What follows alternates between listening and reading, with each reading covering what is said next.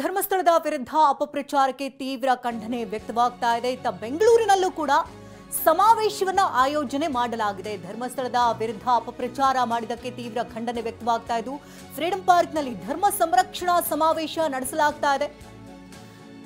ಈ ಧರ್ಮ ಸಂರಕ್ಷಣಾ ಸಮಾವೇಶದಲ್ಲಿ ವಚನಾನಂದ ಶ್ರೀಗಳು ಹಾಗೆ ಚಕ್ರವರ್ತಿ ಸೂಲಿಬೆಲೆ ಭಾಗಿಯಾಗಿದ್ದಾರೆ. ಸಾವಿರಾರು ಹಿಂದೂ ಪರ ಕಾರ್ಯಕರ್ತರು ಭಾಗಿಯಾಗಿದ್ದಾರೆ. ನಕಲಿ ಹೋರಾಟಗಾರರ ಬಂಧನಕ್ಕೆ ತೀವ್ರ ಆಗ್ರಹ ವ್ಯಕ್ತವಾಗ್ತಾ ಇದೆ. ಸೊ ಲೇಟ್ ಆದರೂ ಕೂಡ ಲೇಟೆಸ್ಟ್ ಆಗಿ ಎನ್ನುವಂತೆ ಈಗ ಧರ್ಮವನ್ನ ಉಳಿಸುವುದಕ್ಕೆ ಇಲ್ಲಿ ಮುಂದಾಗ್ತಾ ಇದ್ದಾರೆ. ಸಮಾವೇಶವನ್ನ ಆಯೋಜನೆ ಮಾಡಿಕೊಂಡಿದ್ದಾರೆ. ಧರ್ಮಸ್ಥಳದ ವಿರುದ್ಧ ಅಪಪ್ರಚಾರ ಯಾರೆಲ್ಲ ಮಾಡಿದ್ರೋ ಅವರ ವಿರುದ್ಧ ತೀವ್ರ ಖಂಡನೆಯನ್ನು ವ್ಯಕ್ತಪಡಿಸ್ತಾ ಇದ್ದಾರೆ. ಈ ಬಗ್ಗೆ ಹೆಚ್ಚಿನ ಡೀಟೇಲ್ಸ್ ಅನ್ನ ಕೊಡೋದಕ್ಕೆ ದೂರವಾಣಿ ಸಂಪರ್ಕದಲ್ಲಿ ಕಿರಣ್ ಸೂರ್ಯ ದೂರವಾಣಿ ಸಂಪರ್ಕದಲ್ಲಿದ್ದಾರೆ. ಕಿರಣ್, ಬೆಂಗಳೂರಿನಲ್ಲಿ ಬೃಹತ್ ಸಮಾವೇಶ ಆಯೋಜನೆ ಮಾಡ್ತಿದ್ದಾರೆ. ಇವತ್ತು ಧರ್ಮ ಸಂರಕ್ಷಣಾ ಸಮಾವೇಶ, ಯಾರೆಲ್ಲ ಭಾಗಿಯಾಗಿದ್ದಾರೆ, ಏನು ಉದ್ದೇಶ ಇದು ಅಂತ?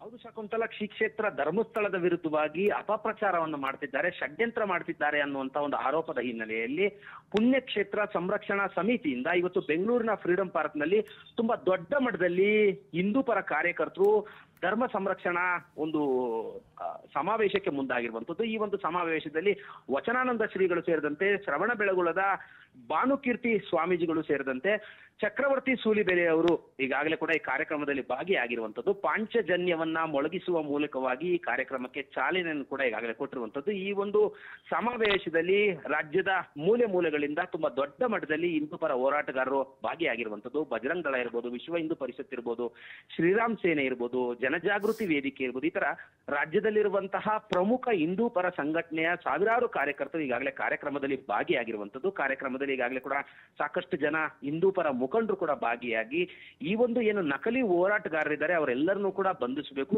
ಶ್ರೀ ಕ್ಷೇತ್ರ ಧರ್ಮಸ್ಥಳದ ವಿಚಾರದಲ್ಲಿ ಯಾರೆಲ್ಲ ಪಿತೂರಿಗಳನ್ನ ಷಡ್ಯಂತ್ರವನ್ನು ಮಾಡಿದ್ರೋ ಅವರ ವಿರುದ್ಧವಾಗಿ ರಾಜ್ಯದ ಎಲ್ಲಾ ಸಂಸದರು ಕೂಡ NIA ತನಿಖೆಗೆ ಕೇಂದ್ರ ಸರ್ಕಾರವನ್ನ ಆಗ್ರಹಿಸಬೇಕು, ರಾಜ್ಯ ಸರ್ಕಾರಕ್ಕೆ ಮನವಿಯನ್ನು ಮಾಡಬೇಕು ಅನ್ನುವಂತ ಒಂದು ಆಗ್ರಹವನ್ನು ಕೂಡ ಮಾಡ್ತಾ ಇರುವಂತದ್ದು. ಅಂದ್ರೆ ಈ ಒಂದು ಹೋರಾಟ ಏನಿತ್ತು ಧರ್ಮಸ್ಥಳದ ವಿರುದ್ಧ ಷಡ್ಯಂತ್ರ ಮಾಡಿದ್ರು ಅವರೆಲ್ಲರಿಗೂ ವಿದೇಶದಿಂದ ತುಂಬಾ ದೊಡ್ಡ ಮಟ್ಟದಲ್ಲಿ ಫಂಡಿಂಗ್ ಆಗಿದೆ. ಹಾಗಾಗಿ ಅವರು ಇಷ್ಟು ವರ್ಷಗಳ ಕಾಲ ಶ್ರೀ ಕ್ಷೇತ್ರ ಧರ್ಮಸ್ಥಳದ ವಿರುದ್ಧವಾಗಿ ಪಿತೂರಿಗಳನ್ನ ಮಾಡ್ಕೊಂಡ್ ಬಂದ್ರು. ಹಾಗಾಗಿ ಧರ್ಮಸ್ಥಳದ ಏನು ವಿರುದ್ಧ ಇವರೆಲ್ಲರೂ ಕೂಡ ಒಂದಾಗಿದ್ರು. ಇವರ ವಿರುದ್ಧ NIA ತನಿಖೆ ಆಗಬೇಕು ಅಂತೇಳಿ ಕೇಂದ್ರ ಸರ್ಕಾರವನ್ನು ಒತ್ತಾಯಿಸಬೇಕು ಅಂತೇಳಿ ತುಂಬಾ ದೊಡ್ಡ ಮಟ್ಟದಲ್ಲಿ ಆಗ್ರಹ ಕೂಡ ಆಗ್ತಾ ಇರುವಂತದ್ದು. ಮುಂದಿನ ದಿನಗಳಲ್ಲಿ ಧರ್ಮಸ್ಥಳದಲ್ಲೇ ರಾಜ್ಯದಲ್ಲಿರುವಂತಹ ಮತ್ತೆ ಬೇರೆ ಬೇರೆ ರಾಜ್ಯಗಳಲ್ಲಿರುವಂತಹ ಧರ್ಮಸ್ಥಳ ಮಂಜುನಾಥ ಸ್ವಾಮಿಯ ಭಕ್ತರೇನಿದ್ದಾರೆ ಅವರೆಲ್ಲರನ್ನೂ ಸೇರಿಸಿ ದೊಡ್ಡ ಮಟ್ಟದ ಸಮಾವೇಶವನ್ನು ಮಾಡಬೇಕು. ಇಂದು ಮಾಡುತ್ತಿರುವಂತಹ ಸಮಾವೇಶ ಆ ಒಂದು ಸಮಾವೇಶ ಮತ್ತೆ ಬೇರೆ ಬೇರೆ ಭಾಗಗಳಲ್ಲಿ ಆಗಲಿರುವಂತಹ ಹೋರಾಟಕ್ಕೆ ಚಾಲನೆ ಅನ್ನುವಂತ ಮಾತುಗಳನ್ನು ಕೂಡ ಈಗಾಗಲೇ ಹೇಳ್ತಾ ಇರುವಂತ. ಧನ್ಯವಾದ ಕಿರಣ್, ನಮ್ಮೆಲ್ಲ ಮಾಹಿತಿಗಾಗಿ.